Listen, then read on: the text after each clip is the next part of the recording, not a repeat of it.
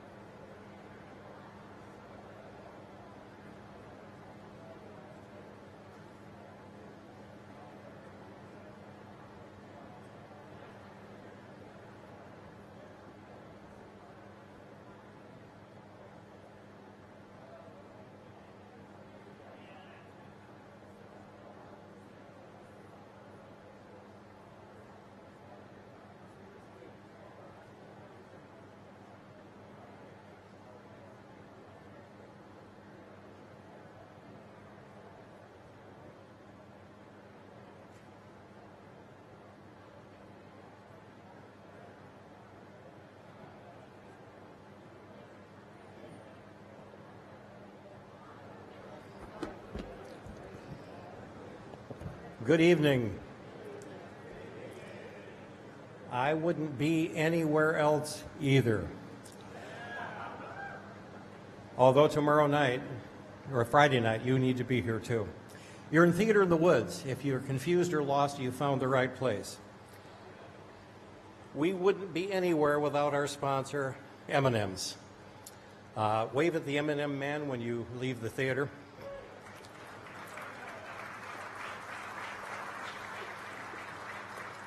And you would not hear my ramblings if it wasn't for the beautiful Bose equipment.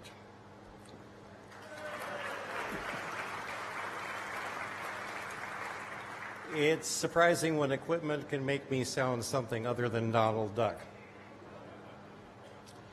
We have 4 new volunteer winners tonight. Sue Beer from the Fab Shop, Ann Reed from Admissions, Northgate, Main North, Charlotte Parker from Home Built, and Kathy Jackson from Admissions. Ooh, they picked another one. Cindy Lopez from the Volunteer Center. Just in case somebody was taking a shower and did not want to be here or didn't make the trip, we are streaming every night HD, which the screens are also, on the EAA website. Okay? I always want to go further in this introduction because I'm proud to call him a friend.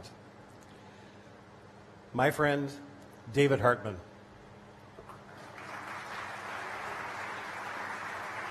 Thanks, Steve. Okay. Thanks, sir. Yeah. Hi. Evening, everybody. Before we start the program, we have a special treat, a special guest. Please welcome the Honorable Dr. Heather Wilson.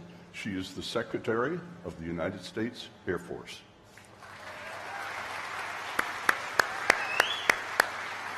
Thank you, ma'am.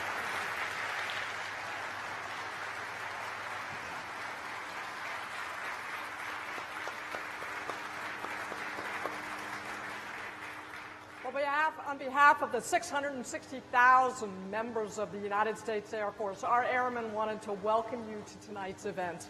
And it's very special in our heritage. The Doolittle Raiders took off from the USS Hornet in the Pacific Ocean to strike the mainland of Japan 4 months after the United States survived Pearl Harbor. We brought the fight to the enemy, and we're doing that every day, again, on behalf of the citizens of the United States, protecting the United States against all enemies.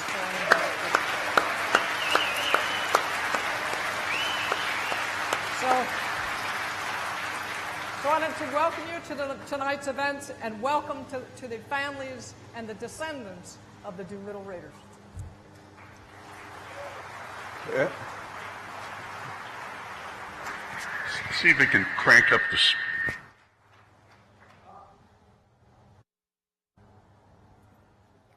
Just up and walked out. I mean, thank you, Madam Secretary. Just to give a heads up about the evening, we're going to have our live discussion here. We're going to start with a 6-minute preamble video, then have our live conversation. Then we're going to show a 30-minute part of a documentary about Dick Cole's life, which is wonderful. And then at 7:30, 14 B-25s are going to engine start and taxi to do the commemorative flight honoring the Doolittle Tokyo raid. Just so you know, that will happen. The engine starts at 7:30. But we have set up camera and sound over there, so you'll be able to see and hear that on the jumbo screens here. So that's the evening. So let's start. Roll a video, please. Enjoy the Tokyo Doolittle Raider gang. Thanks.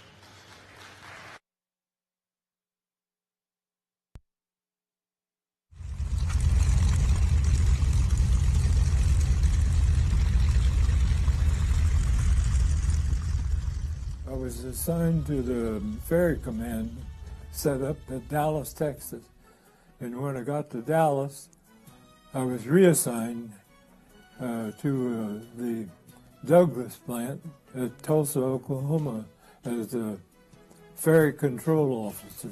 My job was to turn the paperwork over to the incoming crews in some respects, it was pretty good because some of the pretty young ladies were flying airplanes. I was supposed to test up a B-24. I went out to the airplane and was making a walk around, and this young lady came up on a bicycle. And she said, I want to fly in a big airplane. I'm taking flying lessons to be a WASP at Spartan, which was across the field. And I said, well, you can't do that because we can't take people on test op. Besides, there's no parachute. I got in the airplane, and the co-pilot came, and so did the crew chief. So we fired up and took off. At about 12,000 feet, who came up into the cockpit area but this young lady. So we had to scrub the mission.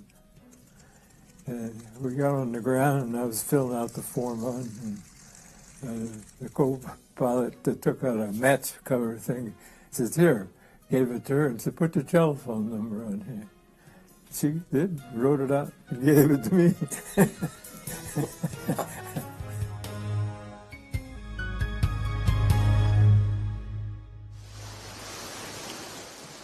It was a typically beautiful Honolulu morning, Sunday, December 7, 1941.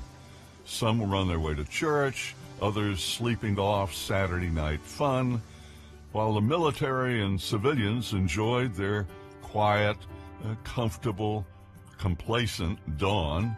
6 Japanese aircraft carriers were steaming to within flying range of Pearl Harbor and Ford Field. At exactly 7:48 a.m., the first of 353 Japanese planes started dropping bombs on the bulk of our country's Pacific Fleet, which was mostly lined up, tied up, still in the water, in the tiny harbor, sitting ducks. 9 minutes later, at 7:57 that awful morning, a radio message crackled across the island. Quote, air raid, Pearl Harbor, this is not a drill. In the stunning 2-hour surprise attack by Japanese aircraft and submarines, 18 ships were sunk or damaged. Most of nearly 300 Navy, Marine, and Air Corps planes were decimated where they sat on tarmacs. Only a handful of American military aircraft got off the ground. 29 Japanese planes were shot down that morning. More than 2,400 of our Marines, sailors, soldiers, and civilians died. Nearly 1,200 were wounded. The world would never be the same.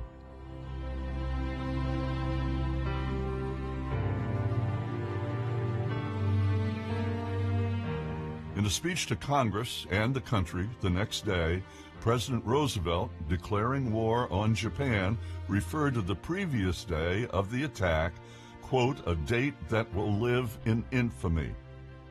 A state of war has existed between the United States and the Japanese Empire.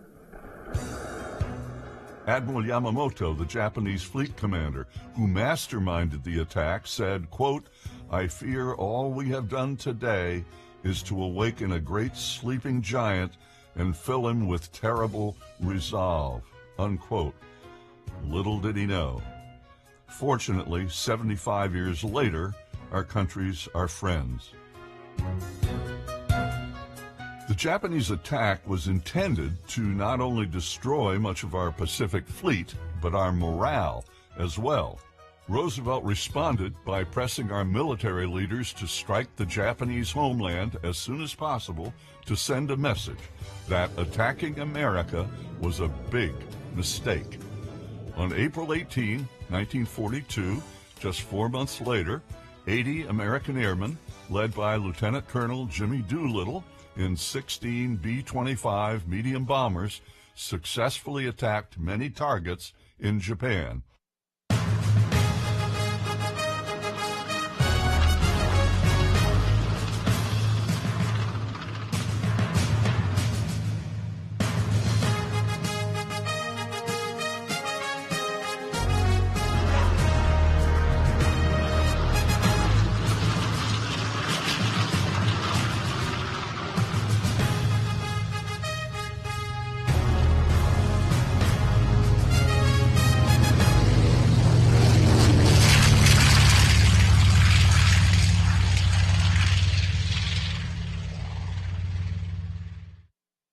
Ladies and gentlemen, please welcome retired Air Force Lieutenant Colonel Dick Cole.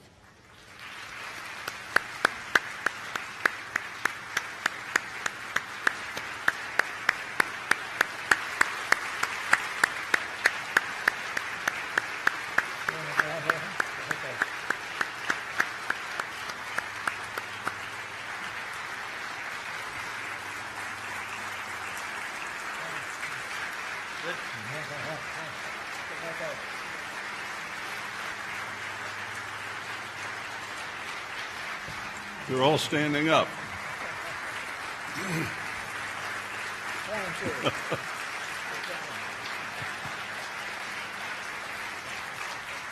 Thank you. Also joining us, one of Jimmy and Joe Doolittle's granddaughters. Her name is Jonna Doolittle. She has written a wonderful afterburner biography about her grandparents, Jonna Doolittle Hoppes. Jonna?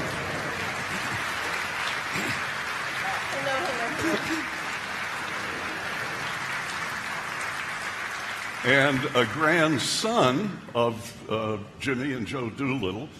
He's an Air Force 30 years active duty colonel, retired aviator, 200 missions in A-1 Sky Raiders when he beat me to it. So you can see, and he has to listen to this now, over 200 missions in the A-1 Sky Raider, has over 12,000 hours as a pilot. He was a multi-tour test pilot at Edwards Air Force Base for many years and a former commandant of the test pilot school at Edwards Flight Test Center. And this is Jimmy Doolittle III.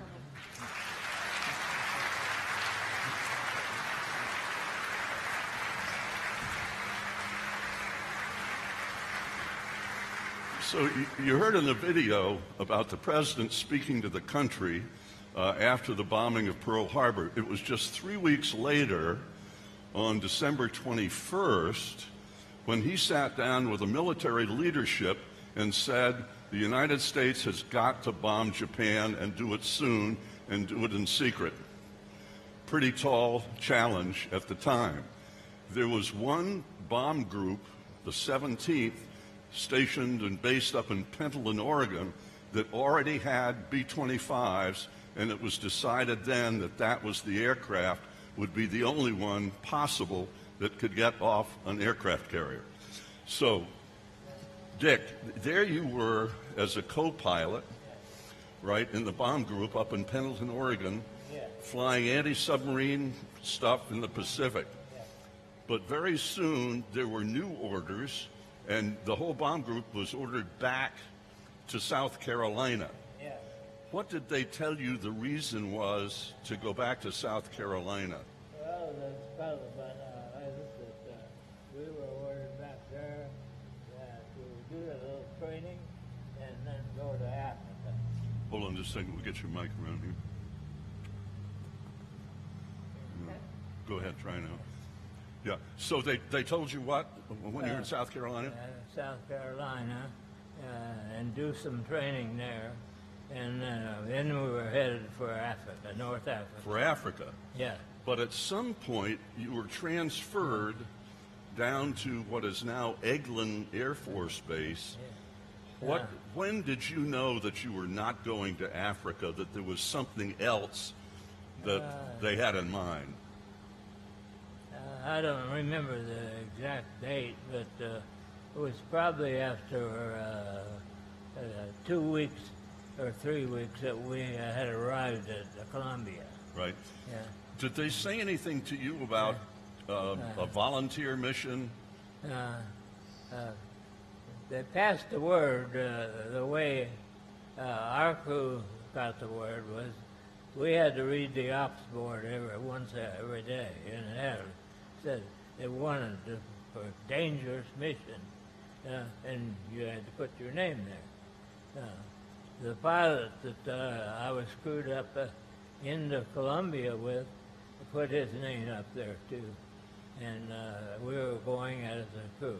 So everybody signed up? Yeah. Nobody walked away even though it was a volunteer deal? Well, it passed the word by mouth, and the whole group, including the group commander, volunteered.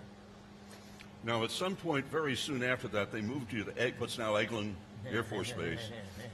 What did you do down there at Eglin? What was the point of being there? Well, while we were at Eglin, the main training was the Navy had sent a young Lieutenant Henry Miller from Pensacola up to train us in how to make a carrier takeoff. He had never seen a B-25 before. But he was. Had you ever seen an aircraft carrier before? That's right. Anyway, what was your reaction to that? When they said you're going to take off an aircraft carrier? Yeah. What was your reaction? No way. But he changed our mind. He did. Yeah. So what did they do to the airplanes, and what was your training when you were there to learn how to do that? Well, Colonel Doolittle wanted to have everybody get 50 hours of training. But there were problems with the gas tanks up in Minnesota and a lot of flips around here. And so it ended up, I think we ended up with about 35 hours. The navigators were given additional training in celestial navigation, and the gunners were given gunner training. We made a couple of long distance flights to lower Florida and to Houston for gas consumption and low level stuff. Two of them were daytime and one was at night. What did they do to start modifying the airplanes to make them lighter? First off, they took out the bomb sight since we were going to go low level. Norden bomb sight. And then they took out the lower turret and put in a gas tank. They put a bladder tank over the bombs in the bomb bay. And then they put bladder tanks on top of the only way you could go from the front to back in the B-25, crawl over the bottom of the bay. They had put 10 5-gallon cans of fuel in the rear where the gunner could dump into the gas tank and we could use it up. He would. So the idea, after they used up these small cans of gas, what would they do to the cans to get rid of them? How did they do that? Yeah, he chopped a hole in it and threw it out of the sunk. So they'd sink in the ocean. They wouldn't be a trail behind the B-25s from the carrier. Anything else they did to make the planes lighter? Well, they took out all the main communication equipment, and we ended up with a command set, which I think only had a range of about 45 miles. When it came time and we took off, the Navy held up a heads-up board. I looked down and thought, well, we've just separated ourselves from civilization. So in the barracks, who was in the barracks? Who was in the barracks at Eglin? Just your crews? Yeah. Were in the barracks? Yeah. We were POWs. We couldn't get off the base. So at this point, you still didn't know what was going to happen. No. At what point did you meet Colonel Doolittle? When did he come into the picture personally? I can't remember the date, but he came in on the same day, and this all happened in about an hour. In the meantime, the pilot that I was crewed up with became ill. So that left us without a pilot. I had been checked out in the B-25, but I did not have the confidence to try something. I had no carrier takeoff practice. Anyway, I lost my train of thought. No, well, General Doolittle, when Doolittle came in. In the meantime, he came in. And I had gone to see Ski York, who was the operations officer. And he looked over his record and said, the old man is coming in today, and I'll crew you up with him. And if you do okay, you got yourself a pilot. Now, at that point, did you know who Jimmy Doolittle was at that point? Yes, I did. He was in my scrapbook as an idol for when I was a younger fellow.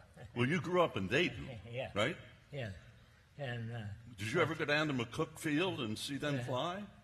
There was Army's first test base, which was McCook Field.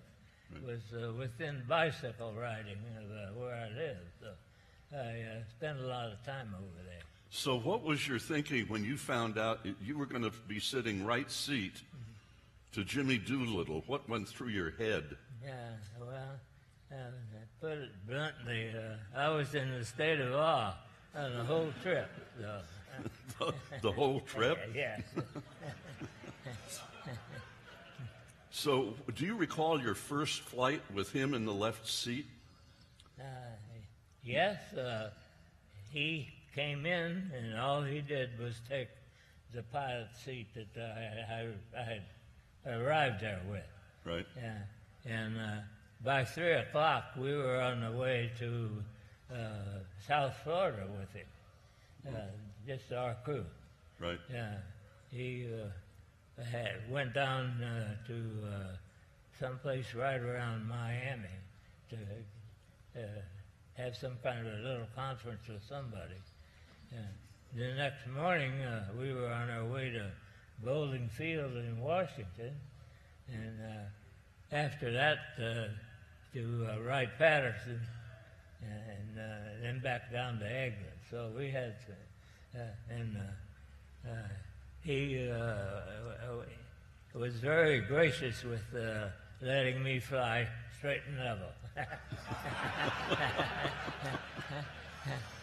So you finished. Jonna, were you? I'm just getting it.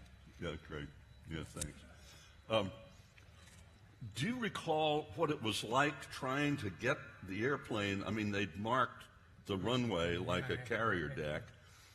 Do you recall what it felt like to fly the airplane, to try to get it off the ground before you got to the end of the, carrier line?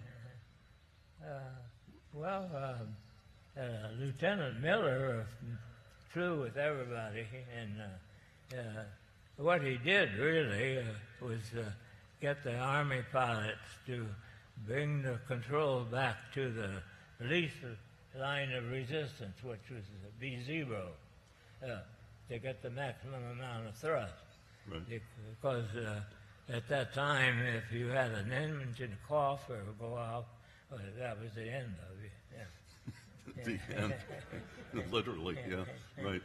Now, then you're transferred out to McClellan Air Force Base in California. You arrived there, 16 airplanes, right, and all your crews and ground crews. So what happened there in maintenance at Sacramento? Well, every base had what they called a transit crew, which were maintenance people. And their orders were to find out when the airplane was going to leave and to check it out and have it ready for the crews that were going to fly it.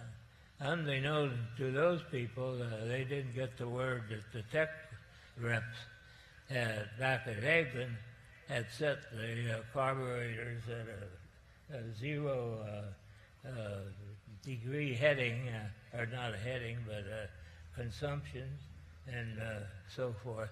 And they were not to be touched, but the one crew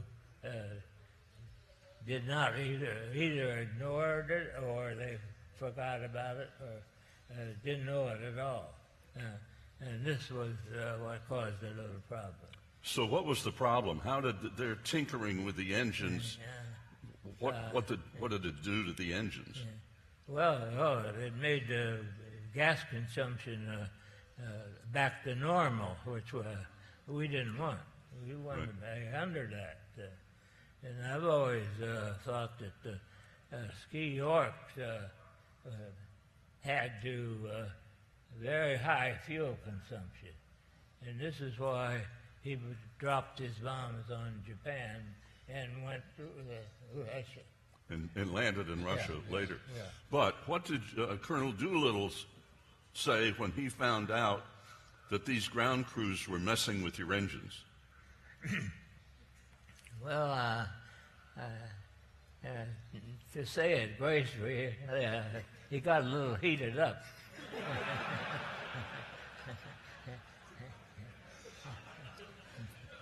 And he straightened it out, right?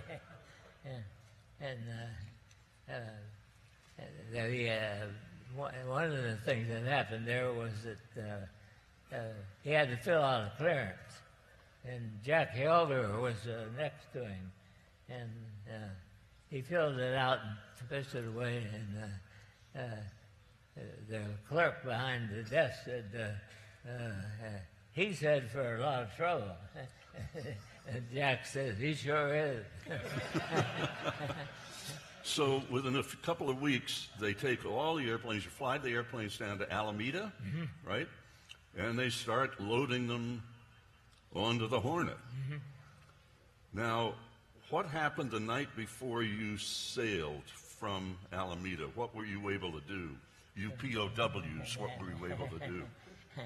Well, Admiral Housey loaned his gig, I think they called it, and everybody went to San Francisco and ended up in the top of the Mark. Yeah. And while you were up there, it was still daylight in the afternoon. You could see the B-25 with all the airplanes sitting on across the bay. So how effective were they at keeping this whole thing a secret? This is only covered about a month or thereabouts, I think, from the time the plan was hatched. From where I sit, I'd say 100%. Yeah. So...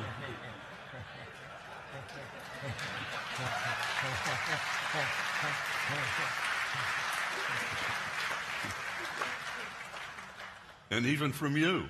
Yeah. So you leave San Francisco and head out into the Pacific. At what point were you told what the plan was? Yeah. Well, it wasn't exactly the plan. 2 days at sea, about mid-morning, the PA system came on and said, "Now hear this. Now hear this. This force is bound for Tokyo." And the whole carrier exploded with a bunch of jumping and yelling and clapping and so forth. And maybe after a couple hours, things started to get kind of quiet. People wondering what they'd gotten themselves into. And I was one of them.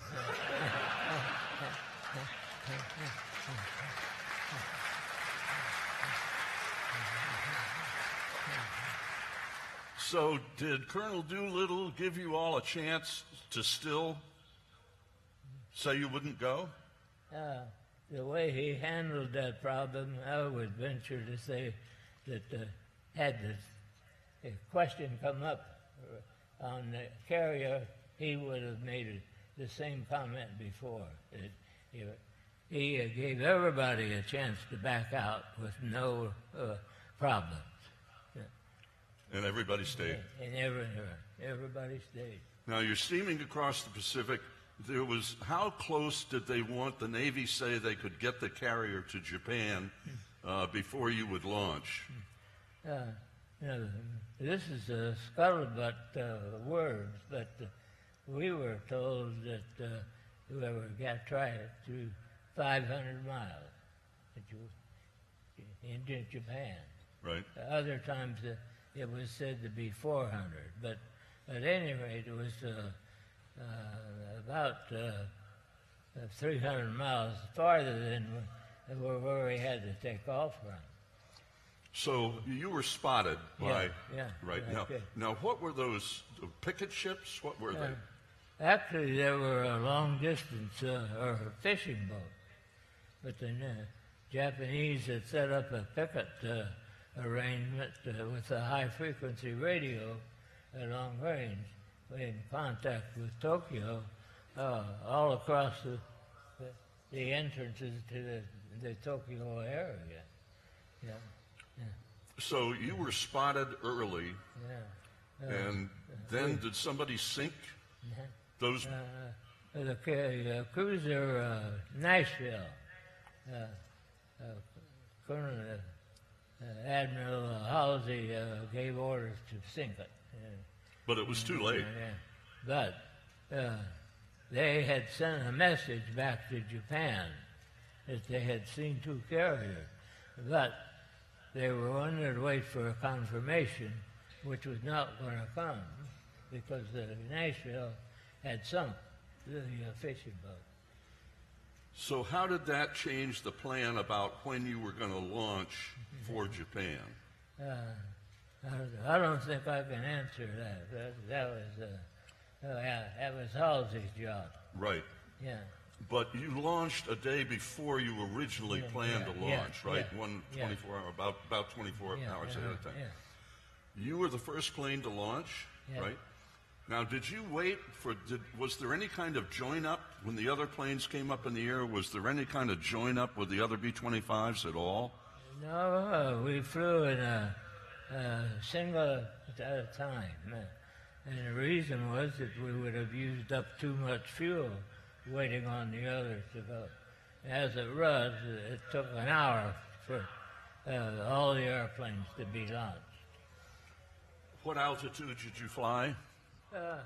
We flew the whole mission except the bombing run and the time at the end of the thing at about 200 feet. To go back a little bit, when they took out the Norden bomb site, they took out part of the autopilot. So we had to manhandle it most of the way. So when you reached Japan, it was daylight. Were people aware of you? People on the ground see you flying over Japan? We flew into Japan a little bit north, and the beaches were full of people, either working on boats or just taking sun baths. But playing baseball, we waved at us. And, What, they thought you were Japanese airplanes? I guess so, which was conceivable because they had a big air raid exercise that morning. And the Japanese had an airplane called the NEL, N-E-L-L, two-tailed, and apparently they thought we were one of those ships. What was your target? Our target was the northwest part of Tokyo, the bomber's dream, because he could drop his bombs anyway. We had incendiary bombs, and we were to light up Tokyo for damage purposes and also set up a trail for the other airplanes, particularly the ones that were going to Nagoya and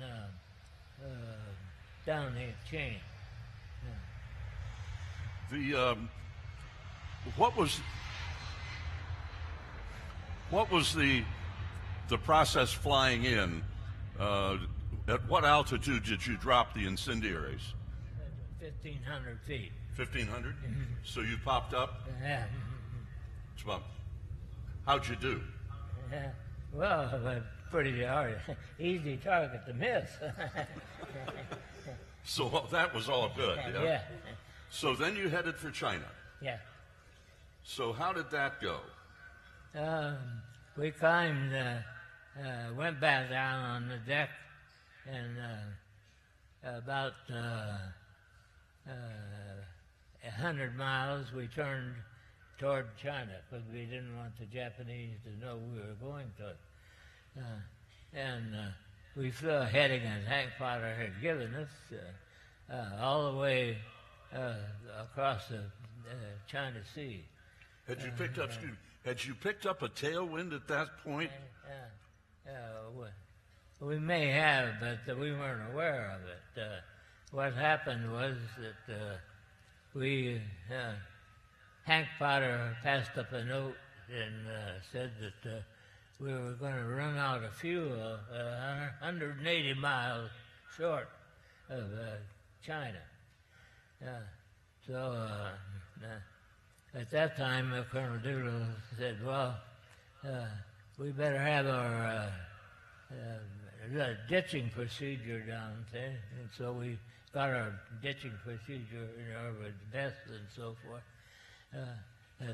Nobody was interested in ditching because all this time, flying as low as we were, you could see the sharks up on the deck sleeping. But we came to Hank's Point, and we still had fuel. And this is when we thought we had a tailwind. Wow. Yeah. And we kept flying, and finally the water changed to kind of muddy and so forth. And at that time we ran into this big front that was over China, and I had to go on instrument. So we climbed to 9,000 feet, stayed there. Now, there was an airfield where you were supposed to land, but you couldn't land there. Why not? Yeah. One thing was the weather. The other thing was the airplane carrying a mobile Homer that would have given us a way to land crashed on the way there and killed everybody on board, and so it knocked us out from being able to find or navigate. So at some point, what, did you run out of gas, or you were expected to? At that time, Colonel Doolittle tried to, in 4495, tried to raise the Homer, but no avail. The Chinese heard our engines and thought it was Japanese, so they turned out all the lights. And at that time, Colonel Doolittle climbed about 9,000 feet and said on the interphone that our course of action was to keep Hank's heading at 9,000 feet and fly as long as we could on the gas we had. So at some point, did Colonel Doolittle call bailout? He just said that when we get close to where it would be necessary to bail out, we would. And Paul Leonard in the back would go out first, then the navigator and the bombardier, Potter and Fred Raymer, were in the navigator's cell. They went out, and then I went out. Did Colonel Doolittle give you a choice about what kind of parachute you wanted to wear? He gave us a choice, any choice we wanted. I wasn't blessed with any excess bun part of my body, so I chose the seat back with rubber. So you had a cushion. Yeah. So you bailed out into wind, rain, and dark. Yeah. How'd that go? Well, if you discount that anxiety, it went pretty good. Good. Yeah.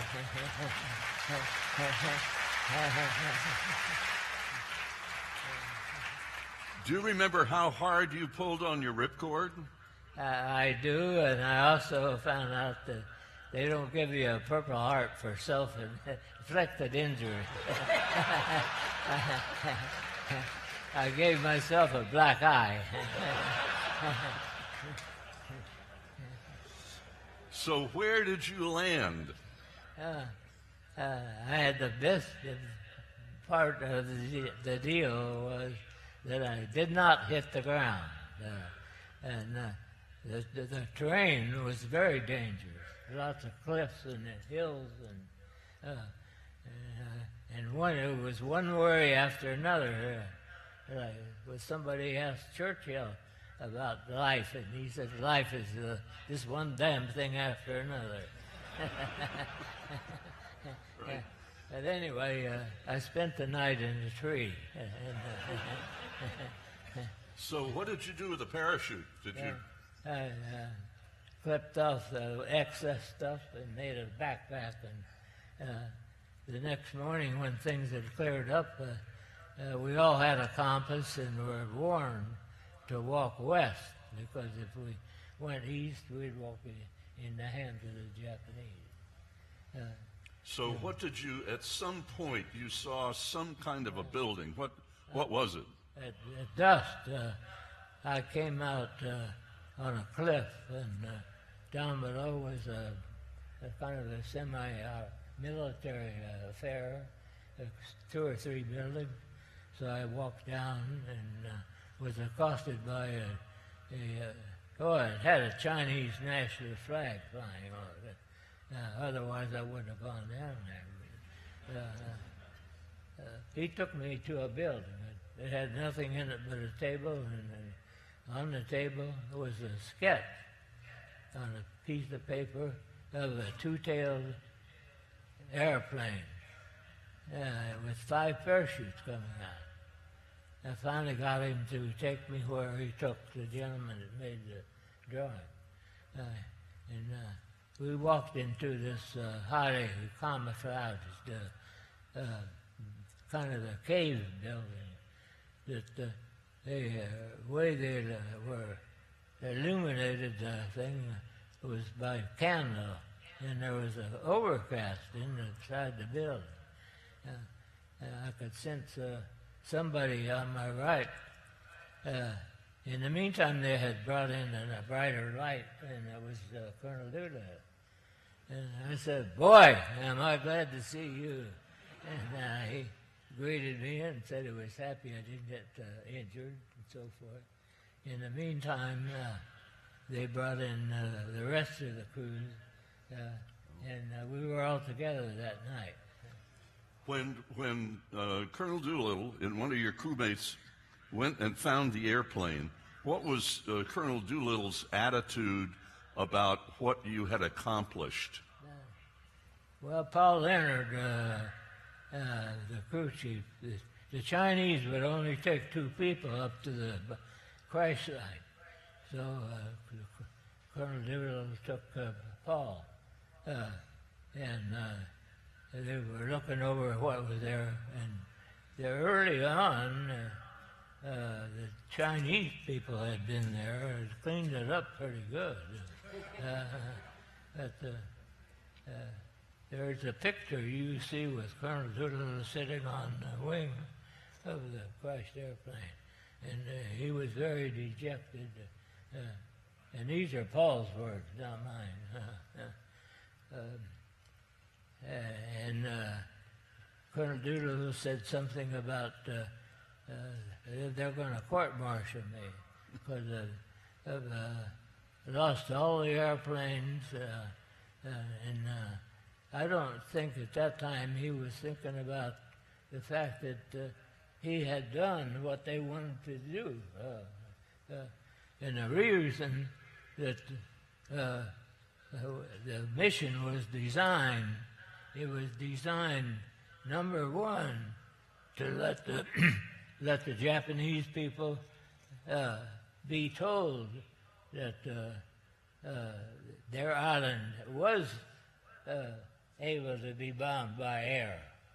The military people had kept that secret from them. And the other reason was for the morale of the whole peaceful part of the world. Anyway, Paul told him, and he said, no, he said, you are going to be promoted to a general and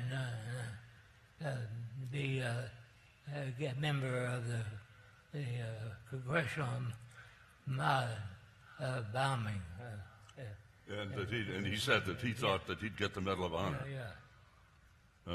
Jana, Jim, so tell that story. What happened? Within a couple of days, he was back in Washington. He felt very strongly that he shouldn't receive the medal for something like the raid. He just felt that he didn't deserve it. And when he had that discussion with Arnold and Marshall before going to the White House, and of course they outranked him, so he was given the medal. When the long and the short of it is they said, shut up, Doolittle, you're getting the medal, you're going to go see the president. But when he accepted he accepted it on behalf of every single one of the Raiders. So that medal belongs as much to Dick Cole as it does to Jimmy Doolittle. Wow.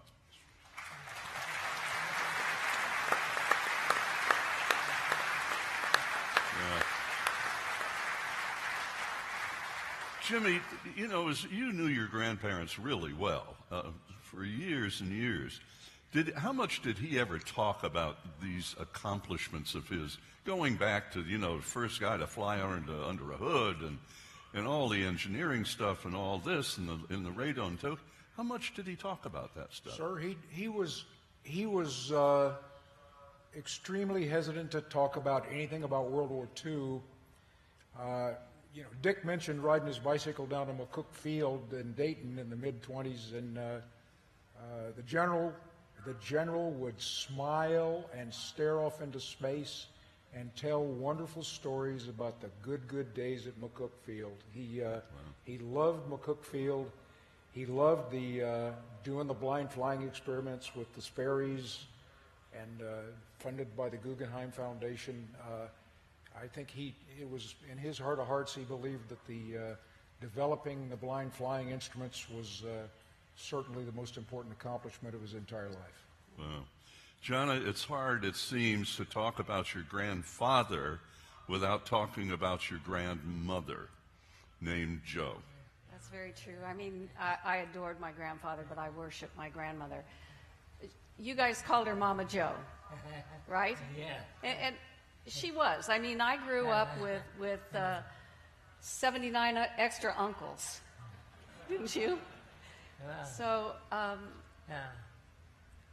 she did the kind thing, right?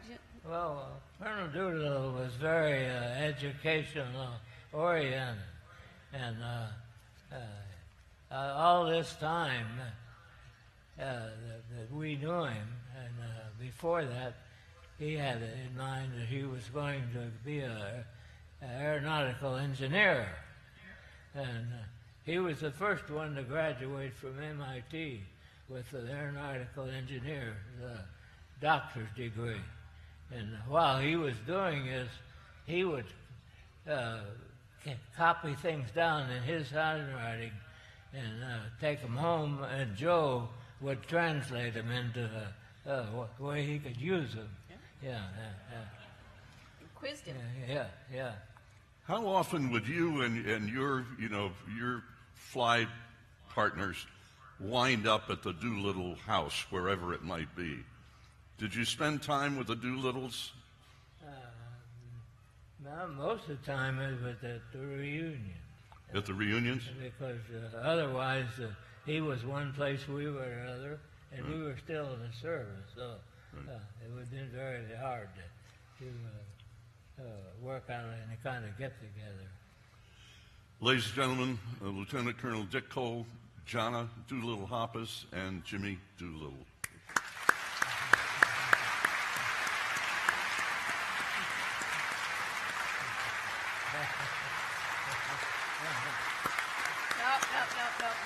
You stay there. Thank you.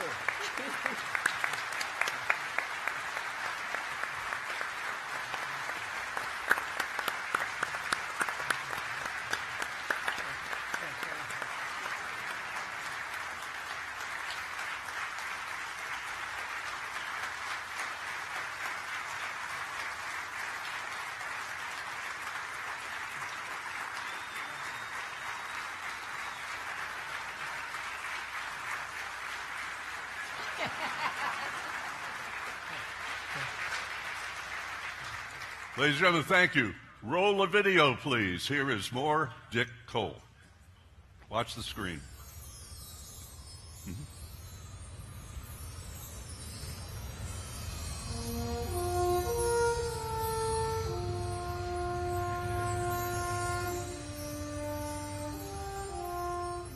The wings of flying things had cast shadows on the sands of these beaches for millennia. But today, this day, the shadows are different. No, these new wings are man-made and engine-powered. They're capable of being controlled in 3 dimensions of freedom by a pilot. These, at last, are the wings of man's ageless dream made real. The people who saw what happened that day understood what they were seeing, what it meant. Well, looking up, Johnny Moore, a young man who lived with his widowed mother in a shack up in Nag's Head Woods, hesitated for a moment and then tore down the beach, shouting, "They done it! They done it! Damned if they ain't flew!"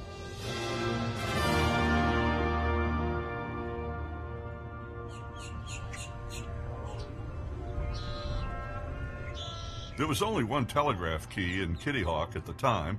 It belonged to the Weather Bureau. Well, Joe Dasher, who ran the office, was a friend of Orville and Wilbur Wright, so he sent their message home to their father, Bishop Milton Wright, in Dayton, Ohio.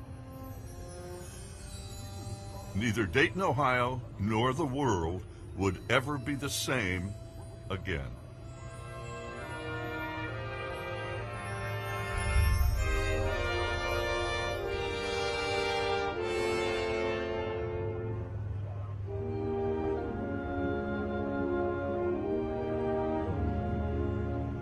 We lived in a place called Dayton View, which was maybe 4 miles from the center of town.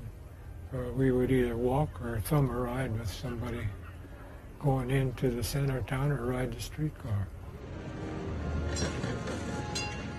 As a youngster, my father used to take the Poplar Mechanics, and it always had some article in it about aircraft. And when I was old enough, I joined the Airplane Model League of America, which we made these rubber band-powered airplanes.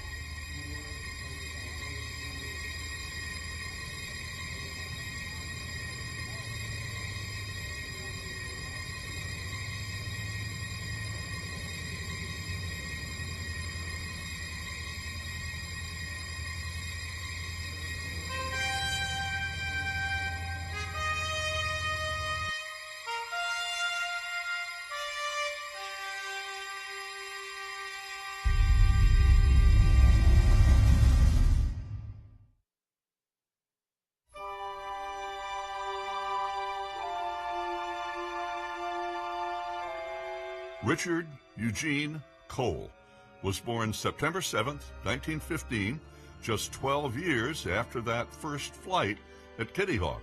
He was born at home at 747 Faulkner Avenue in Dayton, Ohio, literally in the shadow of the Wright brothers' famous wings. Well, I was fortunate to become part of what I would call a pretty happy family. My mother and father were both even-tempered people and hardworking. Had 3 girls and 3 boys. I just got the bad news the other day where it said the later you are in being born, the less likely you are to be intelligent. I was a lousy student because most of the time I was looking out the window dreaming about either hunting or fishing or something like that. We all went to the local school, which was Jefferson School, grade school. Ended up going to Steele High School, which was one of the high schools in Dayton. Took a couple of courses in mechanics, but as far as geometry, English, algebra, and so forth, I was a very poor student.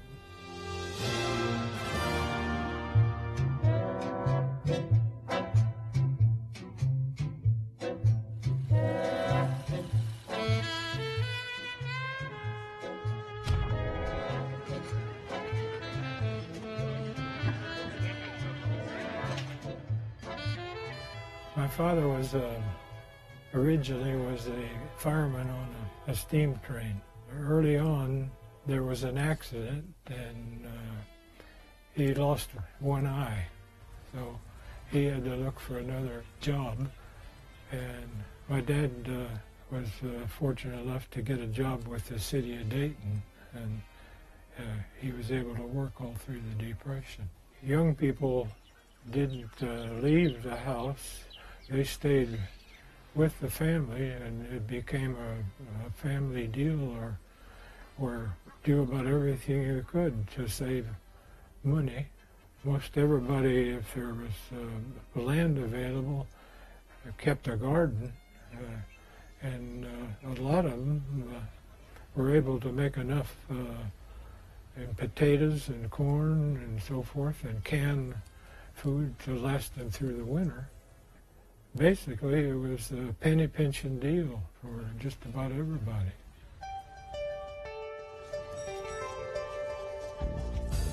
As a kid, I used to ride my bicycle over to McCook and sit on the levee that one of the rivers that ran through Dayton, and sit there and watch them.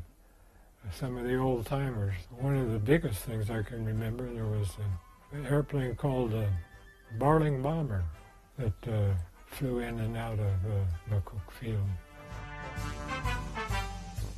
And some of the old pilots like McCready, Doolittle, and Spatz flew in and out of there when they were testing air-to-air refueling.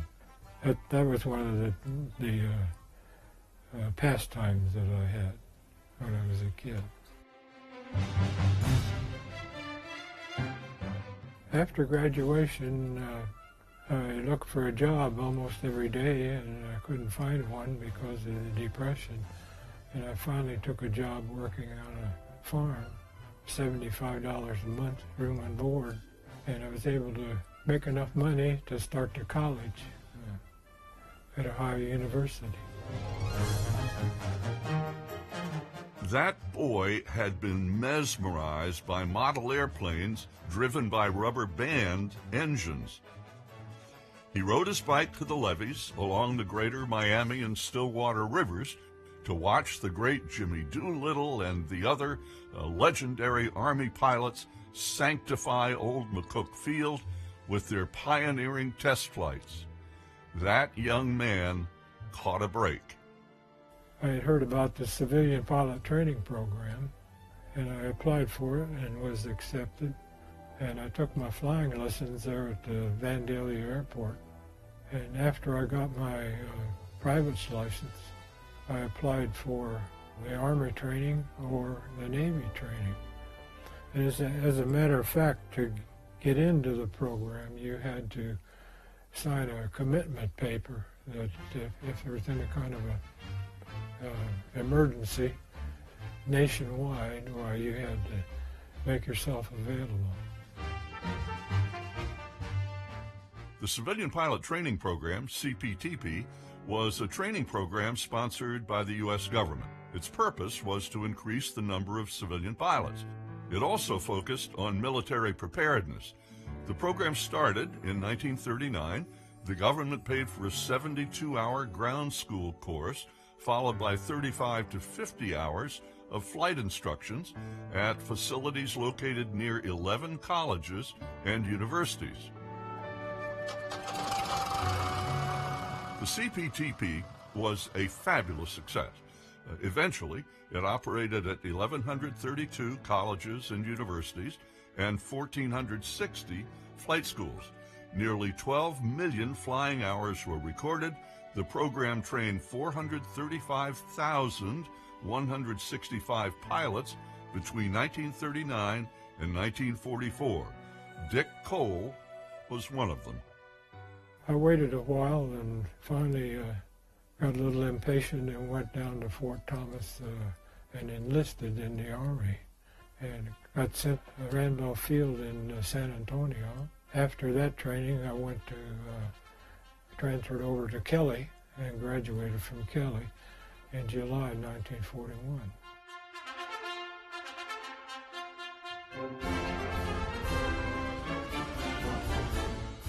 My first station was the 17th Bomb Group at Pendleton, Oregon.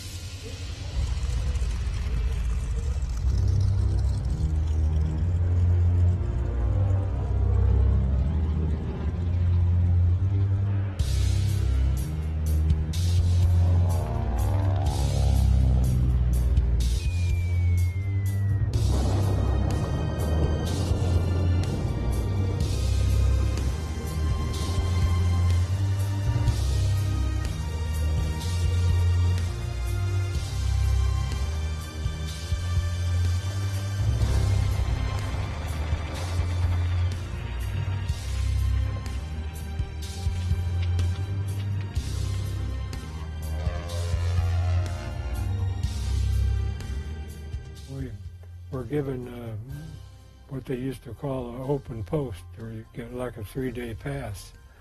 Everybody went to Hollywood, and we were in Hollywood at the time the Japanese had attacked Pearl Harbor.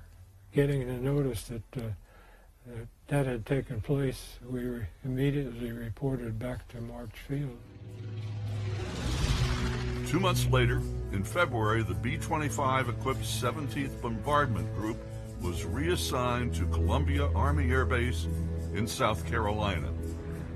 The base wasn't complete yet. We lived in tents, and we were doing training missions because the word was that we were going to go from there to Africa.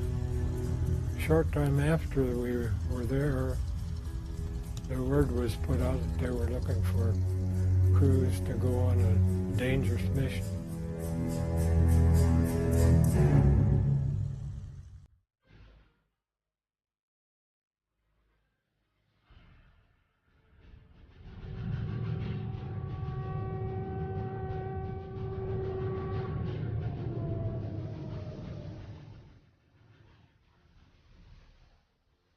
Immediately following the attack on the U.S. fleet at Pearl Harbor, Hawaii, President Franklin D. Roosevelt began pressing his military leadership for a plan to conduct a retaliatory airstrike against the Japanese home islands. With no Allied air base within striking distance of Japan, a naval officer, Captain Francis Lowe, proposed the idea of putting bombers on an aircraft carrier and transporting them to within striking distance by sea. Captain Lowe called it a case of, quote, fortuitous association. In fact, it became the basis for the Doolittle raid on Tokyo.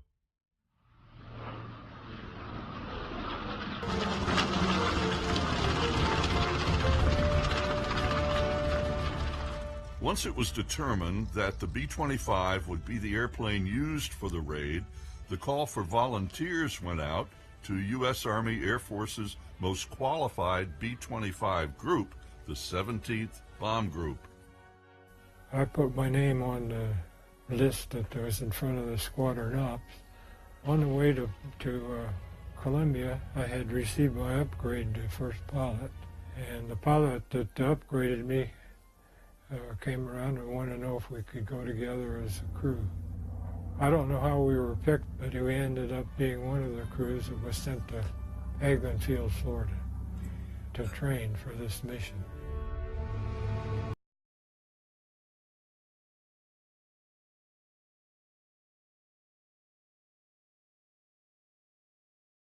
To plan the mission and train the crews, Chief of Staff of the Army Air Forces, Henry Hap Arnold, made a surprise choice. He turned to a man who had resigned his Army Air Corps commission to go into private business. Well, Arnold chose one of America's most famous aviators, James H. Doolittle, the same aviator young Dick Cole had spent hours watching from atop the levee overlooking McCook Army Airfield back in Dayton. And it gets better. Midway through our training, the pilot that we were with became ill and had to drop out. The crew and I talked it over. They diplomatically elected me to go and talk to the operations officer, like, you go, which I did. The operations officer was a Captain Ski Ork. He said, well, the old man is coming in this afternoon. I'll crew you up with him, and if you do okay, well, you got yourself a job. And it turned out to be Colonel Doolittle. Anyway, it was a very lucky break.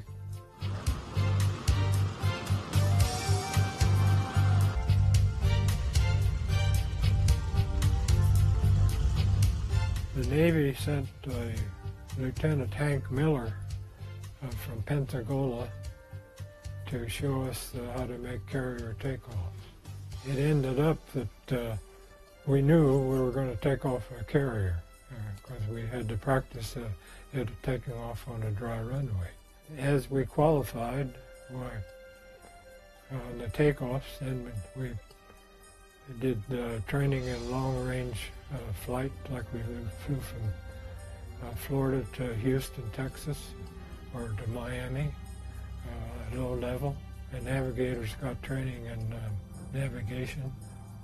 We did bombing missions. Just about covers what we did there.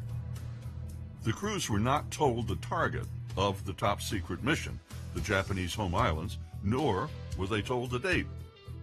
That's one of the things that I think people should remember about Colonel Doolittle. He actually assumed command of the mission on the 17th of January.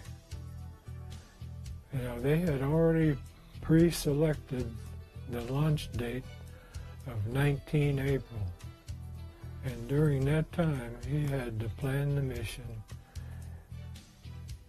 get the troops, get the airplanes, get the supplies, get them trained, and so forth to meet that 19th of April deadline, which he did in a couple of days less than the 90 days. In addition to that, he flew the mission. Things were moving fast for Richard E. Cole. He graduated from high school in 1934. He graduated from the U.S. Army Air Corps flight training in July of 1941. And though he didn't know it at the time, 2 months after the Pearl Harbor attack, February 1942, Cole was volunteering to fly the first retaliatory mission over Japan. I don't know. I just kind of figure you're young and you're adventurous and you think you can do anything, and that was part of the game. The plan for the Doolittle raid was to transport B-25 bombers and their crews aboard the Navy's brand new aircraft carrier, the USS Hornet, to within 400 miles of Japan. Launch and target 6 Japanese cities: Tokyo, Yokohama, Yokosuka, Nagoya, Kobe, and Osaka, then recover the planes and the men at an airfield near Chuchao in a sector of eastern China controlled by Generalissimo Chiang Kai-shek's nationalist Chinese army. If the Navy could deliver the bombers within 450 miles of Japan, the mission would require them to cover approximately 1,900 miles in the air to make it all the way to China. Now that meant extending the standard 1,300-mile range of the B-25, flown by the Raiders, by some 800 miles. The B-25s had been stripped of all unnecessary weight, including armament, and fitted with auxiliary fuel tanks and bladders wherever they would fit in the airplane.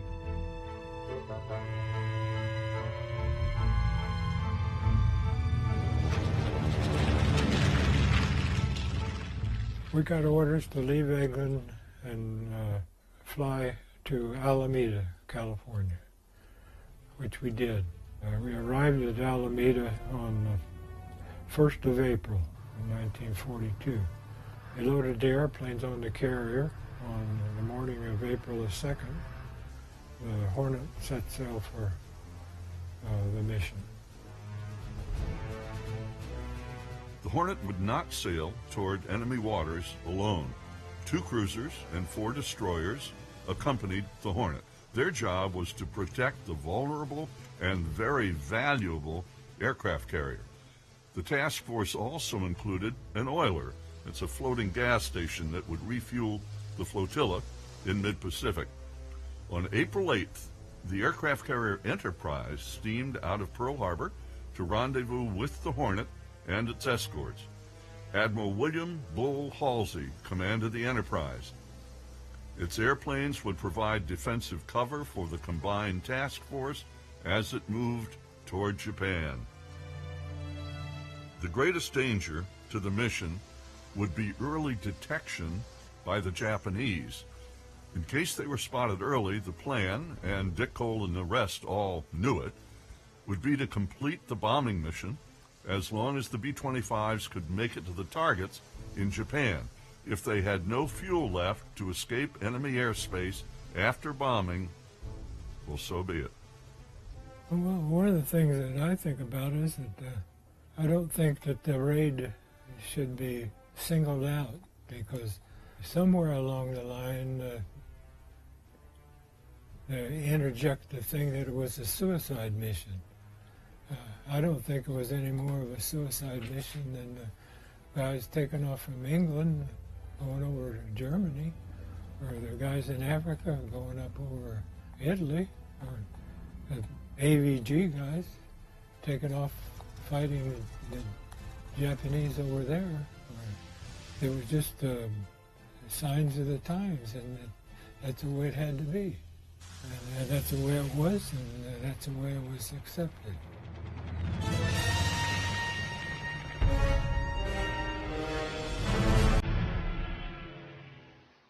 In fact, the carrier convoy was spotted early by a Japanese picket boat named the Nita Maru.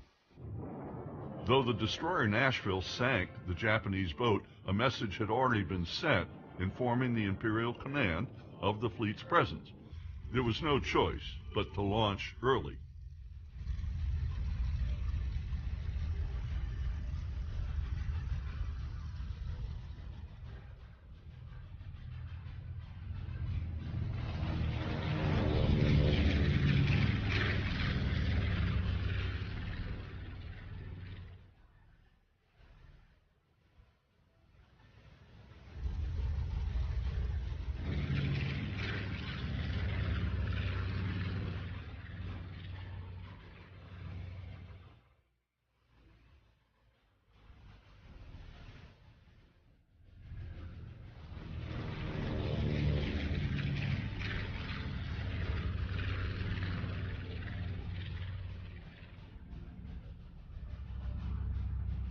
Having to launch early right away our fuel became a problem. We launched at about 8:20 in the morning. It put us over Tokyo at right around noon.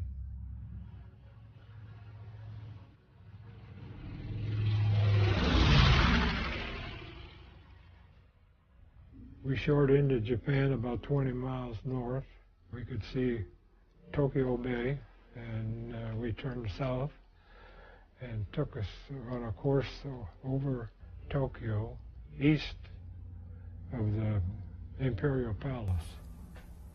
We flew low level till Fred Bramer recognized from photographs that they had given us on the carrier. At that time, Colonel Doolittle pulled up to 1,500 feet, and we dropped our incendiary bomb. And immediately went back down on the deck.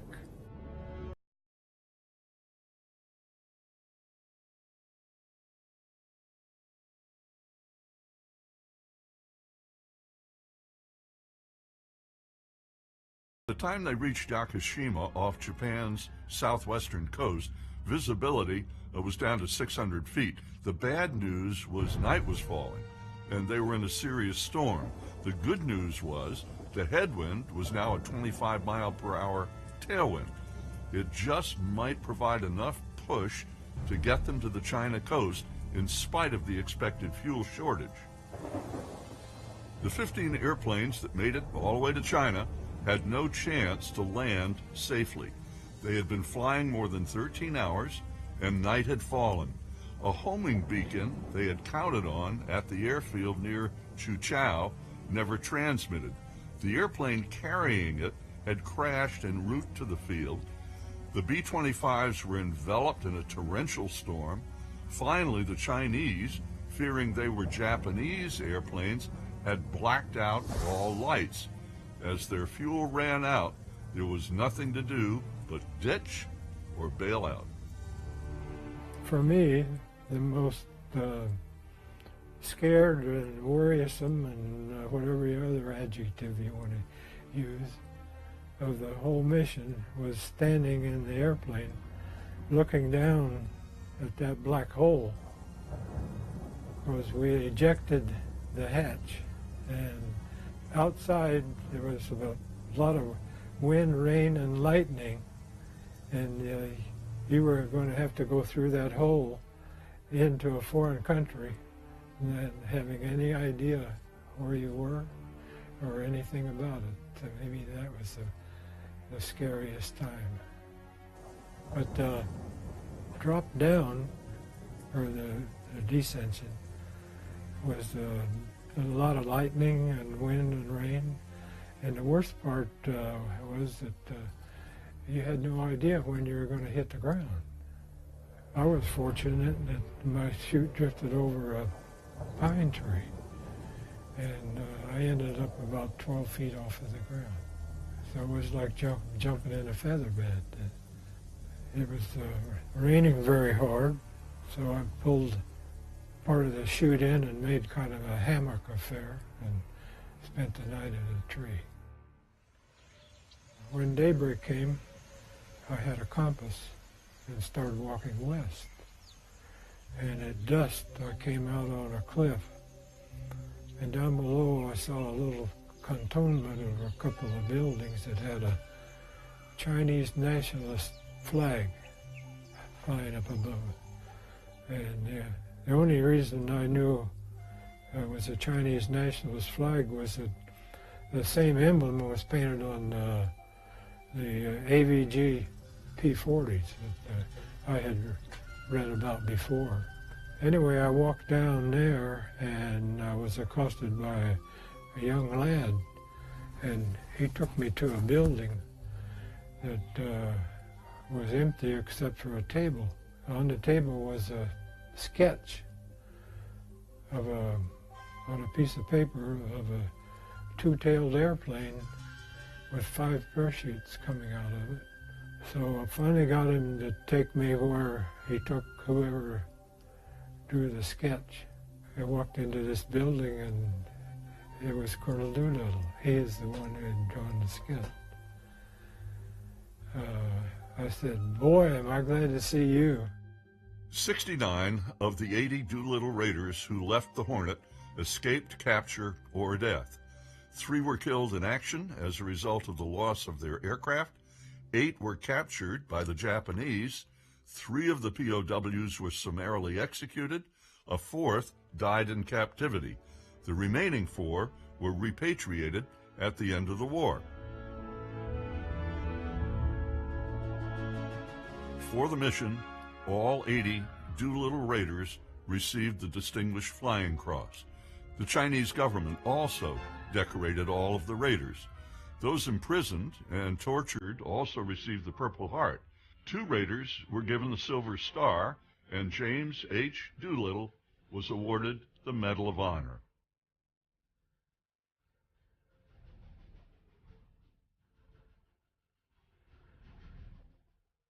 In his autobiography, Admiral Halsey wrote, quote, "Here let me say that in my opinion, their flight was one of the most courageous deeds in all military history."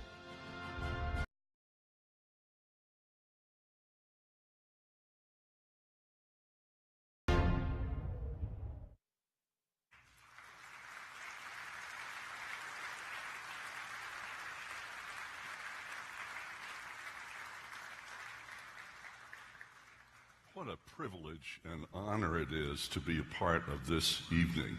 It's hard to describe the feeling.